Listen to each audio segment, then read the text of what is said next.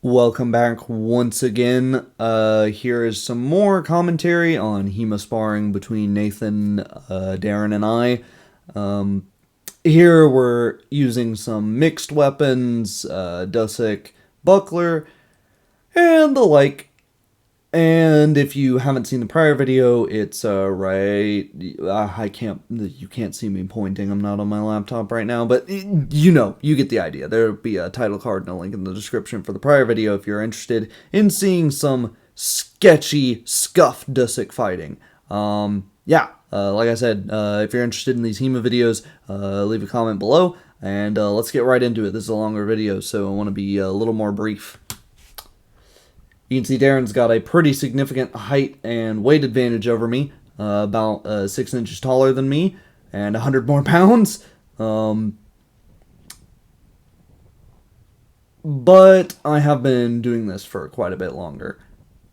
Not Dusik and Buckler, or Sword and Buckler, but HEMA in general. I've been doing Longsword the most. You can see I'm trying out Barefoot here. I've been doing Barefoot a lot more to be historical, and you get a lot of grip from it. Build up that myofascial strength, reduces your chance of getting plantar myofasciitis later in life. Yeah, it's a good deal. It's just nice to it's nice to walk around barefoot, man. If you've got nice green grass like this, highly recommend it. It's really nice. Sitting here in some I-33. One of the things you'll note is you want to keep that buckler out in front. Darren drops it a little bit, but only when he's way out of range, which is perfectly fine.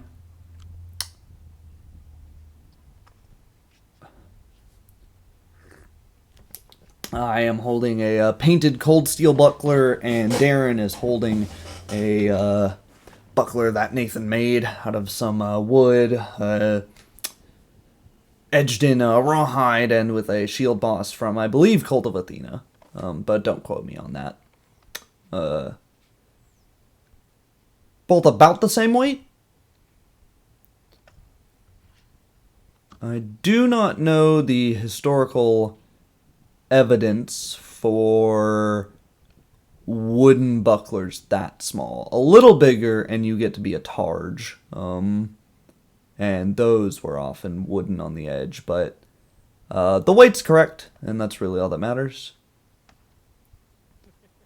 I'm getting these voids a lot.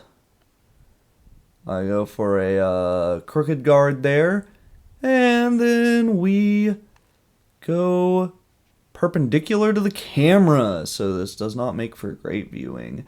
We are both way out of range there. I don't know why I even went to defend that. Probably should have been more aggressive there.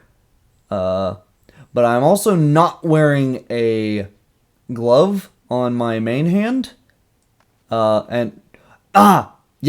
So the springiness, it turned into a leaf spring straight into my hand and sprang out. That was a really interesting thing that happened there. Yeah, one of the reasons I wasn't being super aggressive is because Darren would sort of punch at my Dusik actively, and with that buckler, that was tearing up my hand. I didn't notice it at the time. It didn't hurt that much, but yeah, I was bleeding fairly profusely. Yeah, and that is why you almost always want your buckler to be in front of you and not at your body. Because you protect yourself more effectively the farther away your buckler is. You protect your hands, you protect the whole of your body rather than one small part because of the angles that you're running at. So when Darren brings that closer to his body, yeah, and Nathan is talking about that right now.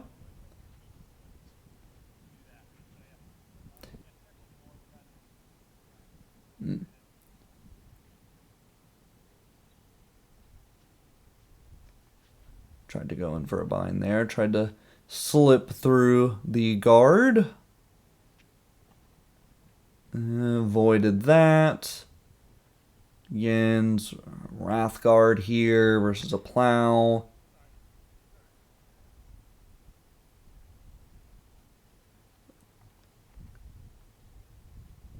Darren going for an Unterhowl there, but voided. And they regard. Darren sort of steps in and fakes nothing.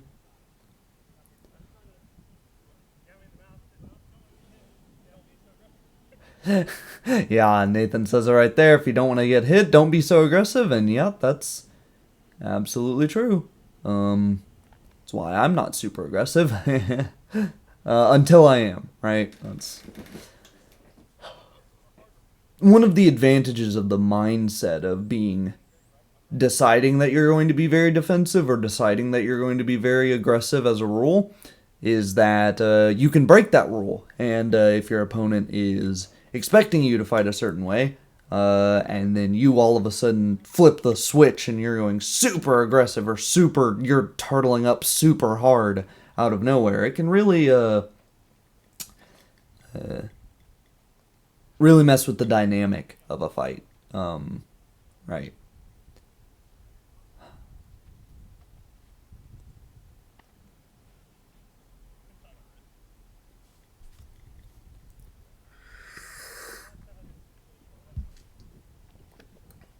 And you can see the reach that Darren has there with that undercut going clean through Nathan's guard from a mile away. Nathan's buckler was flared out a little bit there, opened the center line, got a cut.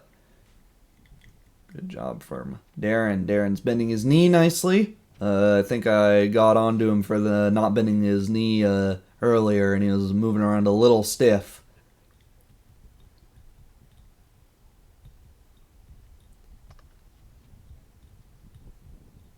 Carrying around a 6'4" skeleton is footwork is even more important, and it's already very important.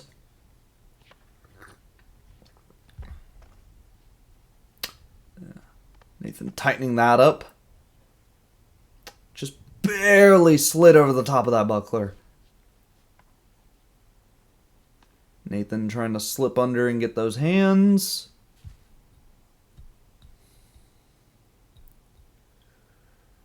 Yeah, Darren starting to pick it up and keep his buckler out there. He's trying to make contact with the sword there. Which is a good idea, you know. The longer the blade is in contact,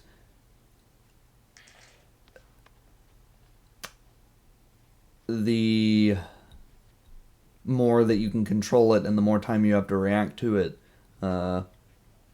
Good in concept, needs to work on the execution. This isn't me shitting on you, Darren, by the way. Hasn't been doing it for that long.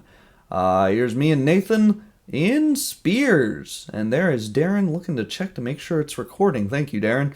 I have not done a lot of spear work. And most of the spear work I have done is spear against sword. And spear against axe and shield, doing some Viking recreation stuff. I tried to switch to a double overhand there.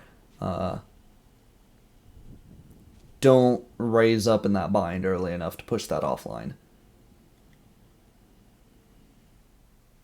The bind with these feels very strange with the rubber heads. See, and that's one reason I don't like the double overhand too much. It's very easy to get your weapon knocked out of your hands, or at least one of them. Whereas if you have a switch grip, one overhand, one underhand, it's a much more secure grip. However, with double overhand, you have much better leverage. Yeah.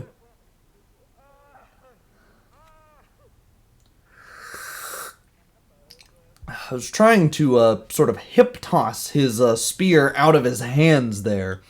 Knew I was in a bad position and could not grab the rondel on my hip. It was a cross grip. My hands were tied up there. Binding on those rubber spearheads is very strange. It's very sticky. It's hard to, if you don't want to be bound anymore, it's pretty hard. I'm taking these nice little small steps. Nathan pivots around. I bind. I fake, switching to my rondel. He drops his spear and actually reaches for his rondel, and I just launch a counter assault. When you've got that much of a reach advantage, you can just sort of start throwing out thrusts and hoping they stick, like I did there.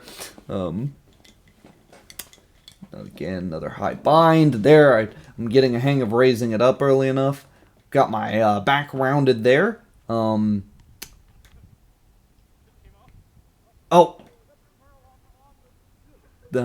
I got a textbook Sigmund of Ringek disarm there. It just didn't matter.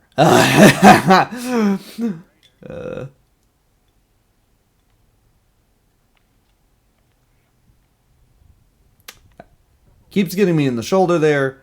Oh, and we switch off. Nathan has been doing harness fecht and armored fighting for quite a while, and that is almost entirely pole weaponry, so it's yeah. Voiding there, around my back a lot to avoid. Yep. Yes, I think he was questioning a cut there with the spear, and yeah, we hadn't explained that. No, these were. That looked like I thrusted him pretty well in the chest there. Yeah, because my tip got bent there, but you know that's okay. You can't feel them all. And Darren is not used to wearing one of those padded fencing jackets. I'm trying to be aggressive here because if I'm on the defense, I've got, you know, a half-foot disadvantage in the reach department. I'm going to be defending all day before I get something. I let him adjust his grip there, letting him see what's comfortable. It doesn't help. We don't learn if I just kill him for for playing with that. Go to draw there. Feel that he's disengaging though, so I don't want to have a dagger drawn at very long range. Yeah, there I'm sort of joking how. Yeah. Oh God, and we've moved to another day. I get thrust there just because he has a lot longer reach than me. That was a nice double there. Both get into a bind. Both rotate around each other. Go to fix the heads there. Goes in for that overhook. I don't actually get stabbed. And Darren hesitates a lot, trying to decide whether or not he would rather have a spear or a dagger in an engagement with an unarmed man. We agreed before this that if you can show a mechanically advantageous position over your opponent, then you've won. I got no position to hip toss Darren. Bound up both the arms in a not quite Kimura. And then went to toss him over my hip, lifted his weight off of his feet, and we're like, yep, that went to me. And that's just part of learning how to commit. Yeah, Darren abusing his long reach there, as he should. Use every advantage you have. You'll only regret it when other people get better. Go for a cheeky hand snipe there. Doesn't quite work.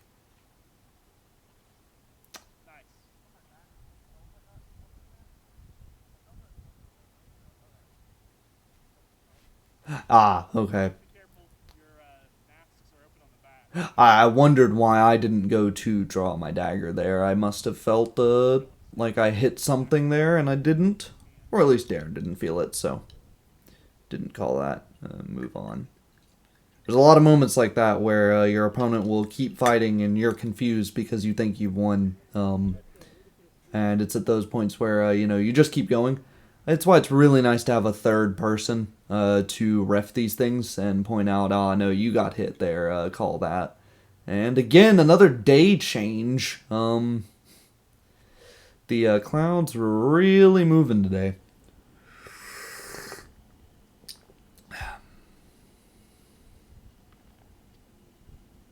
A nice underbind and thrust there.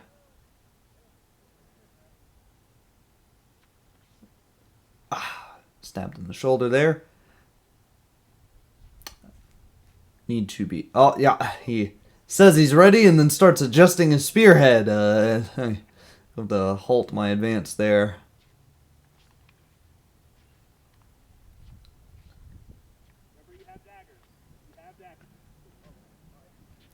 Yeah, I went to hook the leg there to show that I had a leg reap, but it's difficult to show intent. Yeah,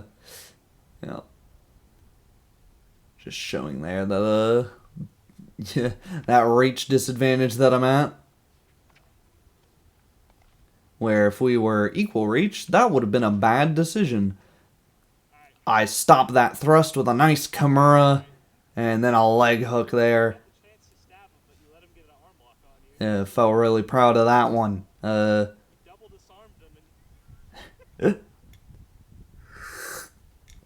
My wrestling is a lot better than my spear fighting is. It helps that Darren went pretty slow with that dagger thrust.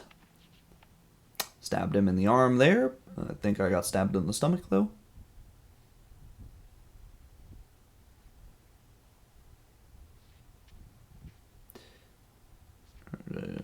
Disincentivize him from stabbing. Wrap around his spear. He wraps around my spear, and we trade spears! Fantastic. Let's see, I've got switch to the switch grip. Kicks that out of here. I let him because I think he's trying to get it out of there so we don't trip on it. Later inform me. Yeah, now we've got a very obnoxious thing where both of our spears are trapping both of our legs. We look down for our daggers. Both of our daggers have fallen out of our belts. And yeah, there was no way out of that. That didn't involve wrestling. So we called that a draw. Very fun bout. Yep, letting go of spear with one hand. Have your long reach.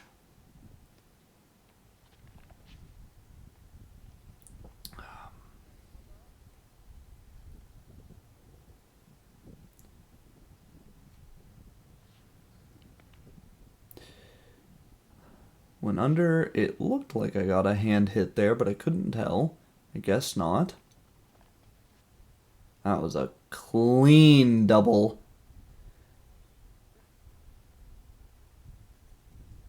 A very good thrust to his neck there. And it looks like that's the end of the video. So yeah, spear fighting, very interesting. It's highlights people with more reach even more so, I would say. Because the only thing you can do is thrust. And thrusts are much more difficult to defend against than cuts. Right, cuts you can put your weapon between you and the cut across a perpendicular axis, whereas a thrust is, it's a single point. It's very hard to pinpoint it. So you have to use lateral stepping offline. But even still, if the thrust is aimed towards your center, what'll happen, and happen about 1 billion times in this video, you'll push that thrust offline, you'll step offline, and it'll just barely tag you in the shoulder. Would that have been fight ending? Probably not. But now instead of being dead, I have to fight the rest of the fight with a destroyed rotator cuff. So, yeah. Very interesting. Makes you think about the bind a lot, makes you think about wrestling a lot, even if you're not throwing each other because you're on concrete, as we were. It does make you think about those grappling situations. lots of cool applications. So yeah, let me know what you think about these videos, and I hope to do more. Thanks.